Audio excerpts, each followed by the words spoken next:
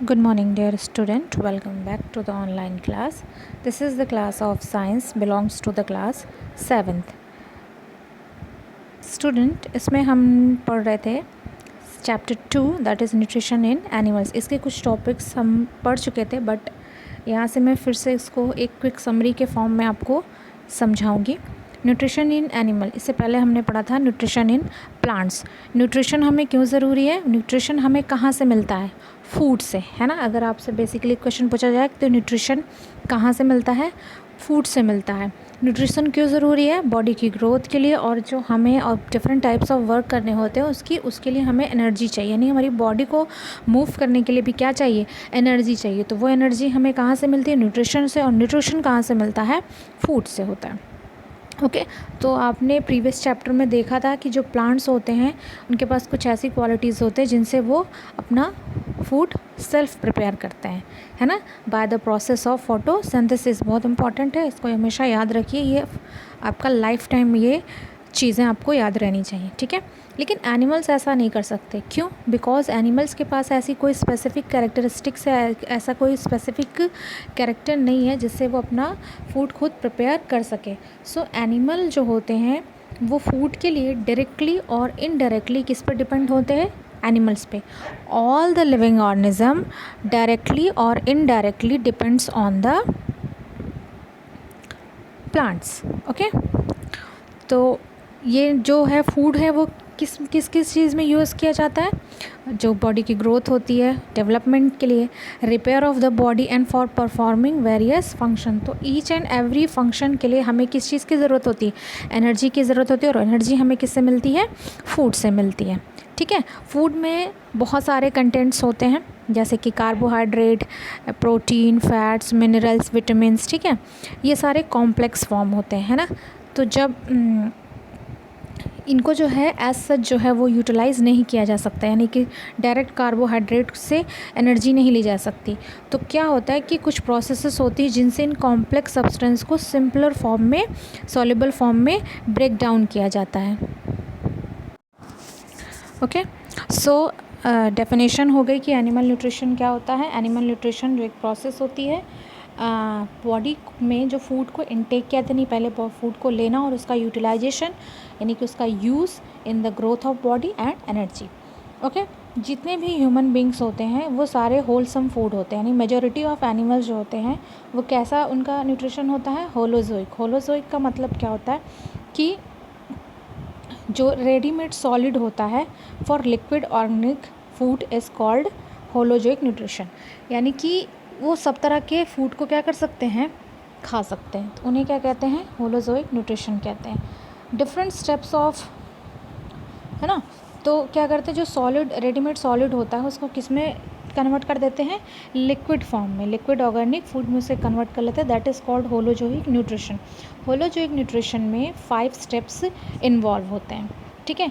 First step is ingestion. In मतलब होता है अंदर लेना, इंगेशन मतलब अंदर लेना. किसको अंदर लेना? फूड को, है ना.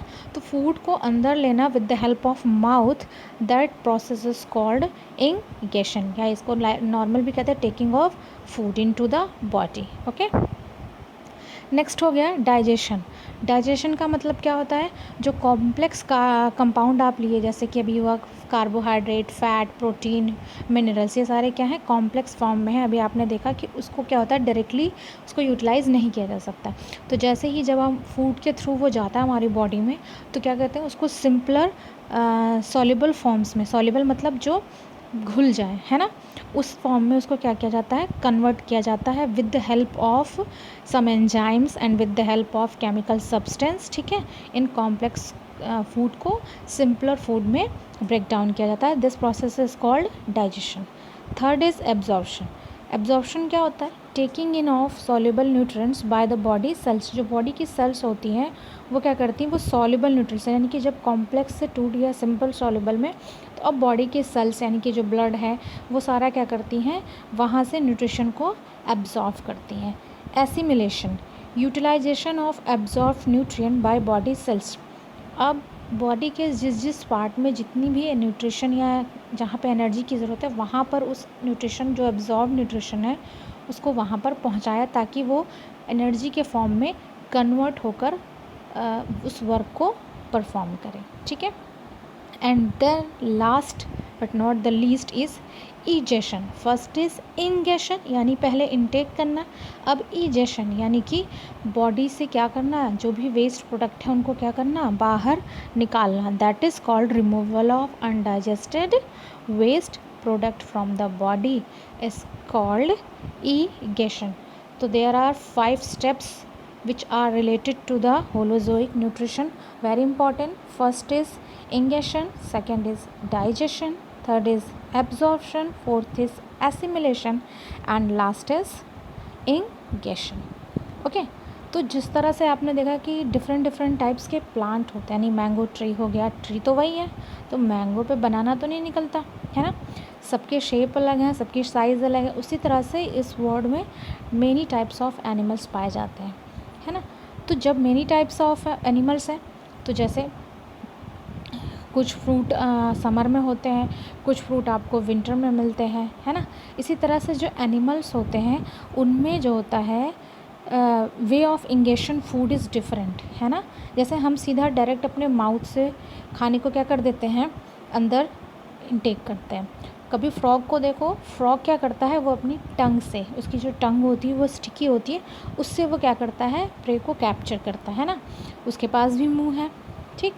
तो इस तरह से जो वे ऑफ इंगेशन है फूड का वो डिफरेंट एनिमल्स में डिफरेंट होता है। तो यहाँ पर कुछ एग्जांपल्स हैं, उनको देखेंगे। कुछ कॉमन नेम है, that is paramecium, hydra, mosquito जिसको आपने लगभग देखा ही है, बटरफ्लाई, फ्रॉग भी आपने देखा है, डक को भी जानते हैं और ह्यूमन बींग्स को भी जानते हैं। ओके तो नेक्स्ट क्लास में हम इसको कंटिन्यू करेंगे। कौन सा topic, way of ingestion food in different animals, यानी डिफरेंट एनिमल्स में इंगेशन फूड का जो तरीका है वो अलग अलग होता है। ओके